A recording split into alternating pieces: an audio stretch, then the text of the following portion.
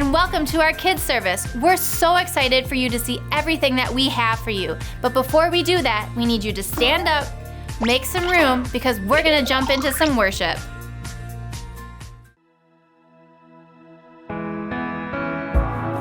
Let's worship together as we sing Waymaker.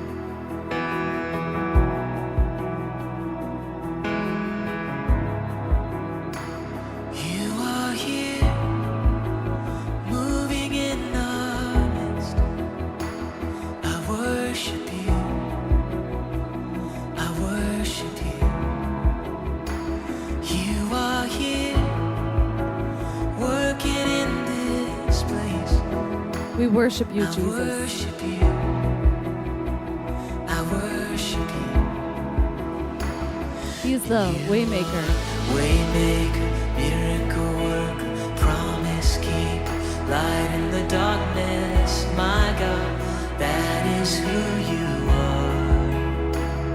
And you are Waymaker, miracle worker, promise keeper, light in the darkness, my God, that is who you are. You are here, turning lives around. Jesus, we worship you. I worship you. I worship you. You are here and you're healing every heart. I worship you, yeah. I worship you. He's the Waymaker. Waymaker, miracle worker, promise keeper, light in the darkness, my God, that is who you are. And you are Waymaker, miracle worker, promise keeper, light in the darkness, my God, that is who you are. And that is who you are. Jesus, you are the Waymaker, the miracle worker.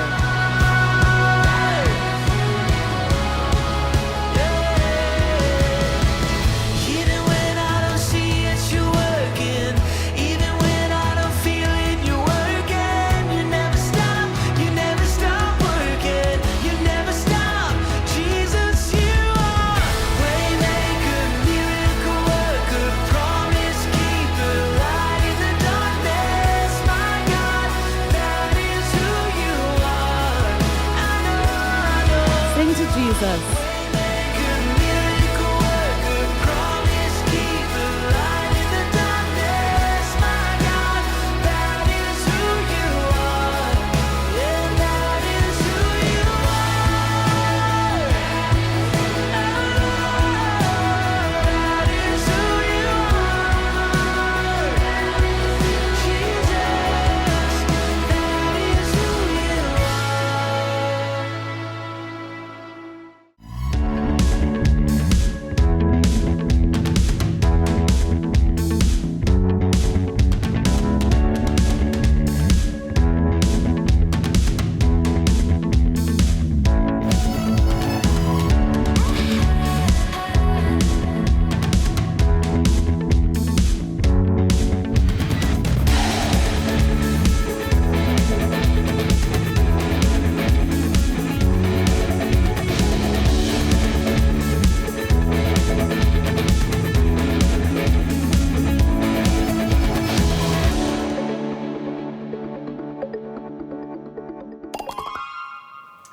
This will be absolutely perfect. I am so excited. Hey guys, I am so excited to see you. Did you ever think of a tin can and what it could be used for other than what it's used for? Whenever I see a tin can or like a milk jug, it brings back memories from when I was a kid and we played a game called Kick the Can. Actually, it was just a way to add excitement to the old game of hide and seek. And this is how we played the game. The person who was it would stand beside the tin can, close their eyes, and count to 50 while everyone else runs and hides. Then the person who's it will go searching and try to find everybody. When the person was found, they'd race back to the home base at the tin can and try to kick it before the person who was it got back to the can and said their name. That sounds like fun, doesn't it? Even if you've never played kick the can, I'm sure you've played hide and seek. Do you think anyone ever tries to play hide and seek with God? Before we look more at that idea today, though, let's start with our big answer. And what is the big answer? It's the answer to the big question. This is the question that you should get from that important adult in your life, and that is, what did you learn in kids' church today? Our big answer for today is God seeks me out. And our memory verse for this series comes from the book of Psalms, and it says, "Even in darkness, I cannot hide from you. To you, the night shines as bright as day." That's from Psalms chapter 139, verse 12.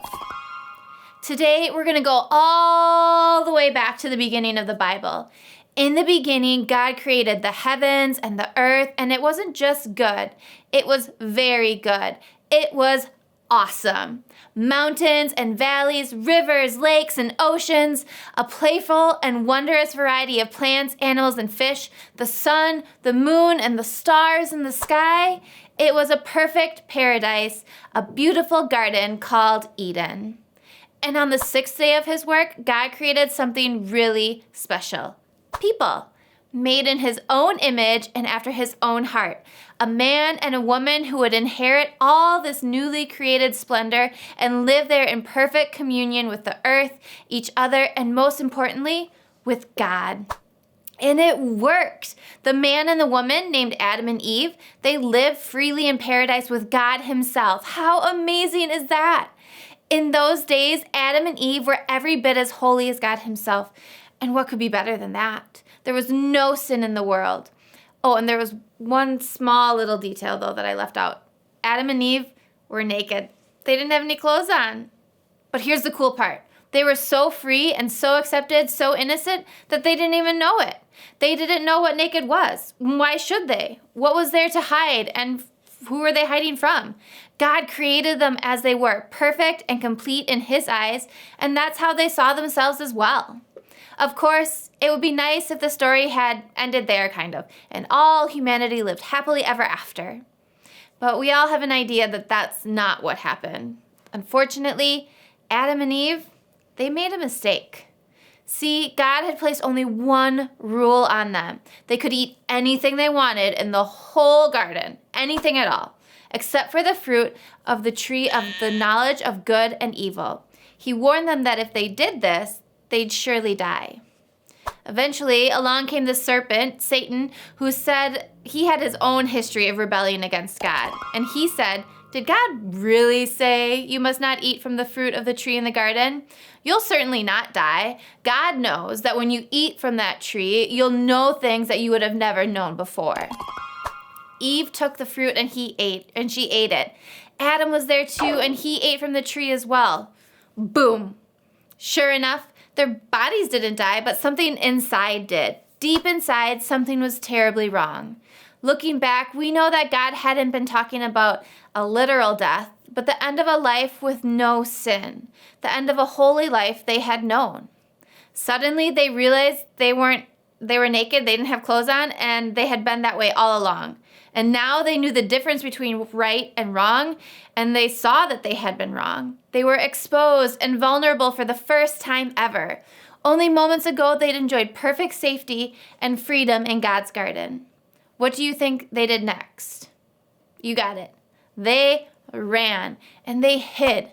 They grabbed the first leaf handy and covered themselves to escape their shame. They hid from God himself.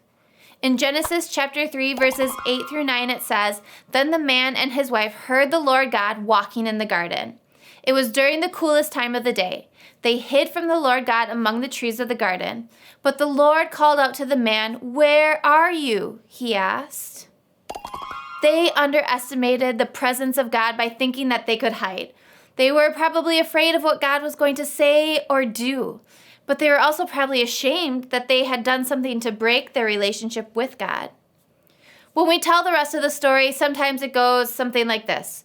Adam and Eve were ashamed of their nakedness, so they ran and hid. Then God got angry, kicked them out of the garden, cursed them with a life of pain and scraping the dirt to survive. And we've all been suffering since then, with only dying and going to heaven to bring back our only hope of relief. End of the story, right? Isn't that more or less of what a lot of us know? But that's not the way this story ends. Whoa, right? That's a reason to celebrate. God knew what was going to happen. Yet before he got around to discussing the consequences of what Adam and Eve had done, he did something we typically overlook when we remember the story. He went looking for them. He could have given them the silent treatment or let them sit in the bushes and rethink their lives for a while, or he simply could have got up and left the garden for good. But he didn't. Even after their brand new sin, he sought them out. "Where are you?" he said. And all Adam could say back from his hiding space was, "I heard you in the garden. I was afraid because I was naked, so I hid." Crazy, right? Adam hid from God. Even crazier, God knew where he was and he didn't leave him in hiding, but he pursued him all the more. After they had defied God, he went to find them and clothe them. In Genesis chapter 3, verse 21, it says that the Lord God made clothes out of animal skins for Adam and his wife to wear. How gracious was God at that moment to not leave them exposed, but to care for them and provide them with comfort, even after they did something wrong. Adam and Eve let shame separate them from God, and we've been hiding ever since. You see, eventually, we all mess up too. I mess up, you mess up, the important adults in your life, we all do. Why? Because of Adam and Eve's decision to not listen to God, sin is now a part of our world. Romans 5:12 says, "Sin entered the world because one man sinned, and death came because of sin. Everyone sinned, so death came to all people." All men, all people, no exceptions. That fact can make us feel sad or worried or even as exposed as Adam. That feeling of being exposed is also known as shame. Shame is a feeling you get when you think you've done something wrong or bad and you're embarrassed or you want to hide. It's like a heavy feeling inside when you're worried about what others are going to think of what you did. Adam and Eve retreated to the closest hiding place they could find. They sat under the cover of plants in the garden, desperate to remain unseen. They made themselves small and quiet and hoped that the all-seeing, all-knowing God who lovingly crafted them out of the dust wouldn't see them hiding. They did that all in shame. So what can we do when we're feeling the same way, when we are feeling shame? First, don't hide. Talk to God. When you feel bad about something you've done, don't run away like Adam and Eve. Talk to God instead. God already knows what happened, and he still loves you. He wants to help, not punish. Second, remember that God is looking for you. He's not looking to get you, but to love you. Just like God looked for Adam and Eve, he's looking for you because he wants to be close to you. You don't have to be afraid. God always comes with love and not lightning bolts. Third, when shame says hide, remember that Jesus says come close. Shame makes us feel like we're not good enough, but Jesus invites us back with open arms. No matter what you've done, Jesus wants to take away your shame and remind you that you belong. And lastly, tell someone you trust. If you feel ashamed, talk to a parent or a teacher or a leader that you trust. Just like God didn't leave Adam and Eve alone, people who love you can remind you of God's grace too. The mind-blowing truth is this: God's still looking. God sent Jesus at a great cost to find each and every one of us, to find you. Not so that he could find you and punish you for any mistakes that you've made. He sent Jesus to invite you to quit running and to come home again. The garden of God's unconditional love and forgiveness and acceptance of you still exists. His plan, by the power of grace made possible by Jesus, is to do away with shame entirely and to restore us to holiness in his presence. Just like our big answer says, God seeks me out. Okay, I'm gonna go and see if I can find someone to play hide and seek with me. I think I'm gonna ask Pastor Jessica, and I have the perfect hiding spot, guys. We'll see you later. It's time for Memory Verse Breakdown!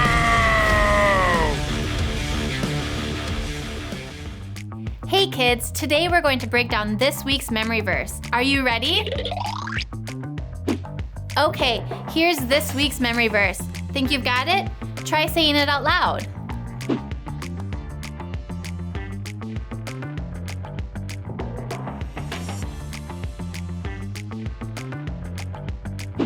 All right, let's take some words away.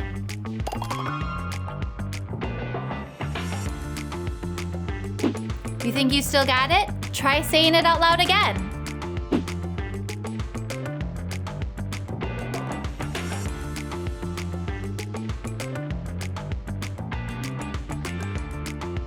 All right, let's bring those words back in and see how you did.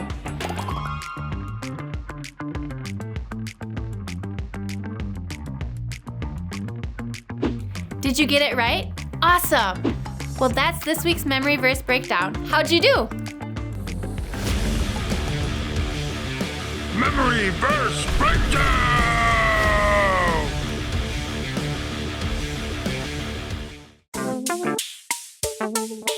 Game time! Everyone please stand up. Prepare yourselves to play. The floor is lava. This is how the game is played. Listen to the statement about the Bible. Wait 4 seconds, then the floor will turn green if the statement is true. Or if the statement is false, the floor will turn to lava. If you think the statement is true, then simply stand still. But if you think the statement is false, then begin jumping up and down as fast as you can, before the clock hits 0. Don't stop while the floor remains lava. If you jump when the floor is green or you stand when the floor is lava, then please take a seat. The game will now begin. The Bible contains 66 books. 4, 3, 2, 1. Correct. The book of Matthew is in the Old Testament. 4, 3, 2, 1. The floor is lava. Matthew is the first book of the New Testament. The books Matthew, Mark, Luke, and John are called the Gospels. 4, 3, 2, 1. Correct. The book of Revelation is the last book in the Old Testament. 4, 3, 2, 1. The floor is lava. Revelation is the last book of the New Testament. There are more books in the New Testament than the Old Testament. 4, 3, 2, 1. The floor is lava. There are 39 books in the Old Testament and 27 books in the New Testament. The book of Joseph contains the story of Joseph. 4, 3, 2, 1. The floor is lava. There is not a book of Joseph. The book of Esther contains the story of Esther. 4, 3, 2, 1. Correct. The book of Daniel contains the story of Daniel. 4, 3, 2, 1. Correct. The book of Jonah contains the story of Jonah. 4, 3, 2, 1. Correct. The book of Moses contains the story of Moses. 4, 3, 2, 1. The floor is lava. There is not a book of Moses. This concludes our game. The floor is no longer lava. Thank you all for playing. Thank you so much for being with us today. Before you leave, have that important adult in your life go to lifechurchgreenbay.com/kids, where you can grab our Kids Connect card. There you can discuss our big answer, memory verse, and even more. We love you so much. Have a great week.